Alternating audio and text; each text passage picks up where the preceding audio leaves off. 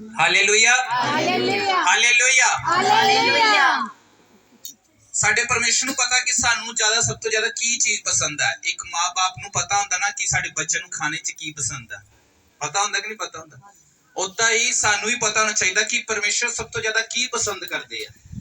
ਪਰਮੇਸ਼ਰ ਜਿਹੜੇ ਸਭ ਤੋਂ ਜ਼ਿਆਦਾ ਪਸੰਦ ਕਰਦੇ ਆ ਧੰਨਵਾਦ ਦੀ ਭੇਟ ਨੂੰ। ਅਸੀਂ ਪਰਮੇਸ਼ਰ ਨੂੰ ਕੀ ਦੇ ਸਕਦੇ? ਕੁਝ ਵੀ ਨਹੀਂ ਦੇ ਸਕਦੇ, ਸਿਰਫ ਧੰਨਵਾਦ, ਥੈਂਕਸ। ਜਦੋਂ ਅਸੀਂ ਪ੍ਰਭੂ ਨੂੰ ਬੋਲਦੇ ਨਾ ਹਰ ਚੀਜ਼ਾਂ ਦੇ ਲਈ ਤੇ ਪ੍ਰਭੂ ਖੁਸ਼ ਹੋ ਜਾਂਦਾ। ਹਾਲੇਲੂਇਆ। ਅਸੀਂ ਗੀਤ ਗਾਵਾਂਗੇ, ਤਾਲੀ ਵਜਾਉਂਦੇ, ਠੀਕ ਹੈ, ਔਰ ਪਰਮੇਸ਼ਰ ਦੇ ਨਾਮ ਨੂੰ ਮਹਿਮਾ ਦੇਵਾਂਗੇ। Thank you Jesus. ਧੰਨਵਾਦ ਦੀ ਭੇਟ ਚੜਾਈਏ, ਸੱਚੇ ਰੱਬ ਦਾ ਸ਼ੁਕਰ ਮਨਾਈਏ।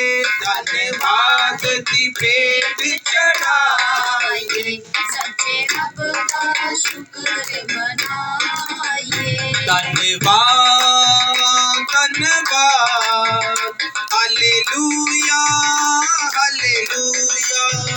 ਧੰਨਵਾਦ ਧੰਨਵਾਦ, ਹਾਲੇਲੂਇਆ ਹਾਲੇਲੂਇਆ।